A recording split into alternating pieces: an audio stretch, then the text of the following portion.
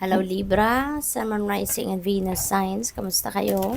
Sana po nasa mabuti kayong kalagayan. Welcome back po sa Star Tarot. Kung bago kayo rito, welcome din kayo. Thank you for your support. I truly appreciate it. God bless you all, Libra. Paunang mensahe po ninyo sa ngayon ay Eagle Mastery. Yan, sabi rito, you are on a spiritual journey beyond the sky.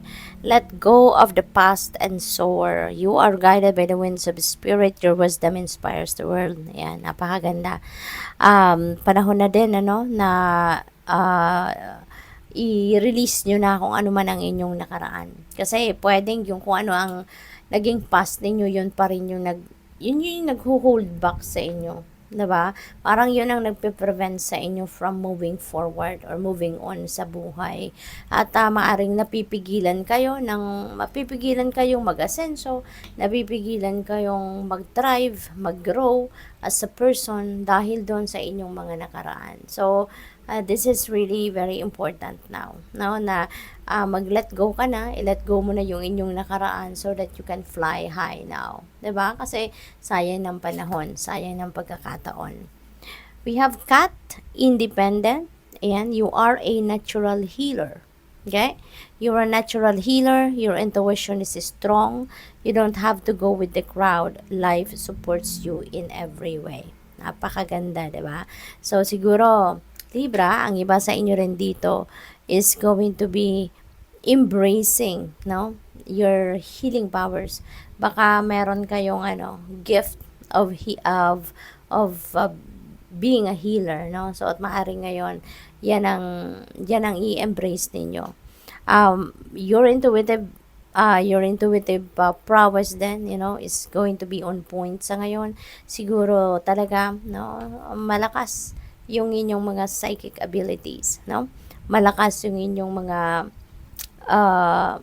mga intuitive abilities, yung ganon. So, you're definitely going to be, embracing those gifts, no, at this time. So, napakaganda. And maybe, makakatulong na kayo ngayon sa maraming tao. 'Di ba? Using your gifts, your spiritual gifts. So, good luck sa iyo dyan.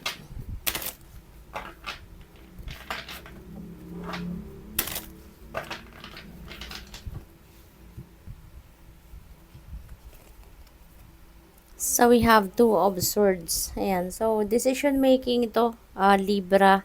May mga choices siguro kayo na kailangan pagpilian sa ngayon pero hindi pa kayo ready na mamili, no? Parang nagta-time out muna kayo dito eh. Kasi naka-cross to, yung arms niyo naka-cross over your chest. So, parang hindi ngayon, no? Not now. Parang yun sinasabi ninyo. Or puwede rin na eto, no, yung mata niya nakapiring din. So, parang sinasabi din diyan na, ayaw ninyo munang tignan ito, ayaw niyo munang pansinin ito, yung mga gano'n ba, no? So, definitely, some of you not ready yet, no, to make a decision. And, but you are divinely guided, no? You're divinely guided. Siguro lang hindi ninyo pinapansin or hindi ninyo napapansin yung divine guidance para sa inyo, no? Siguro gano'n ang ganap dito. Kaya it's all up to you, take your time at saka sana mapakinggan ninyo yung guidance ninyo. Listen to your intuition, okay? Kasi it will lead you to the right path. It will lead you to the right decision. Hanged Man, ayan. So, panahon ngayon para mag-introspection, mag-reflection. Time out muna kayo. Tama yan, no? Na pahinga muna sa pagharap sa decision making na to kasi maybe this is a very sensitive issue. Pwede rin naman na pagod lang kayo. Pwedeng ganun. Kaya ayaw ninyo mag-isip. 'Di ba? So, kaya gusto ninyo magpahinga.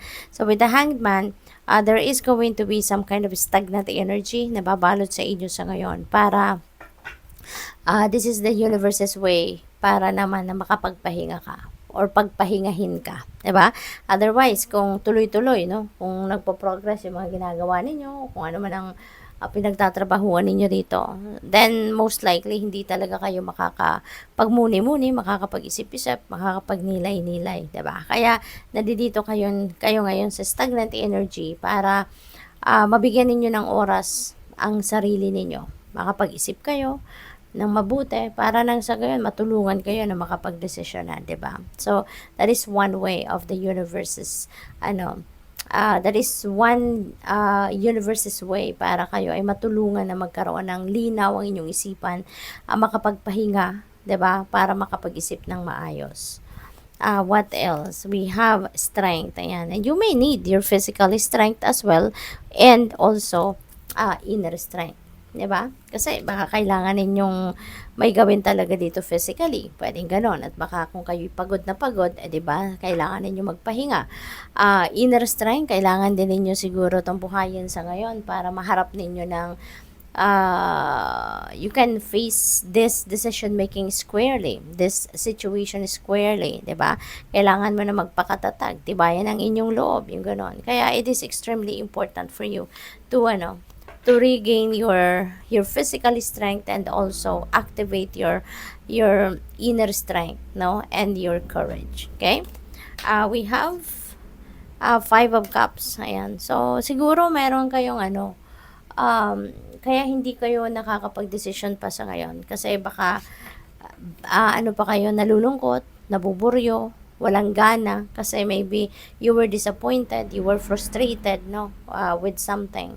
Kaya gano'n na lang yung parang wala kayong gana talagang gumalaw, di wala kayong gana mag-isip or baka napagod na kayo mag-isip dahil dito. So pwedeng ganun din ang ganap diyan.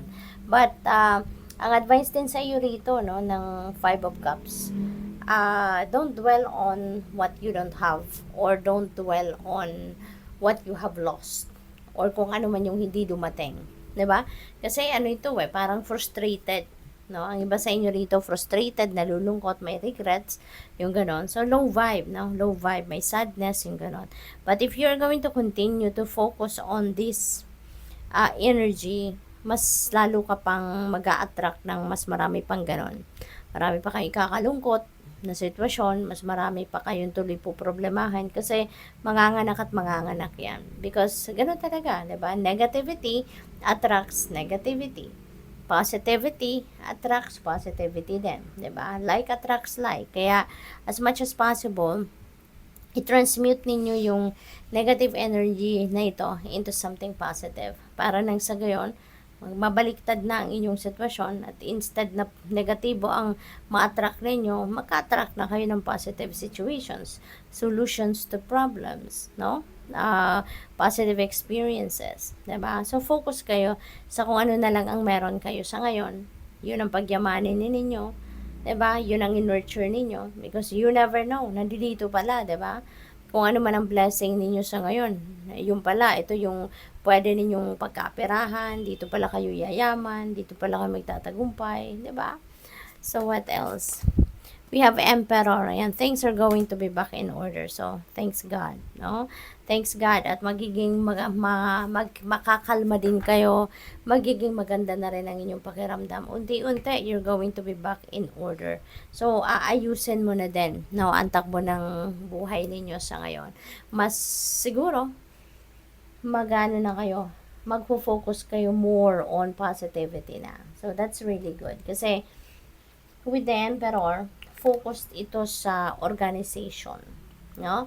Kaya most likely, maraming pagbabago ang pwedeng maganap na sa buhay ninyo sa ngayon kapag nag-turn kayo into something positive, 'di ba? Tulad ni Emperor na gusto niya maayos ang lahat.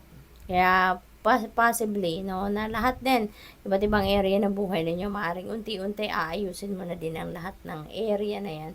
Magfo-focus na din kayo sa kung anong mabuti, kung anong magandang gawin, yung ganon, no? So, ano kayo, pwede rin dito, no, for some of you naman, baka meron din promotion ang iba.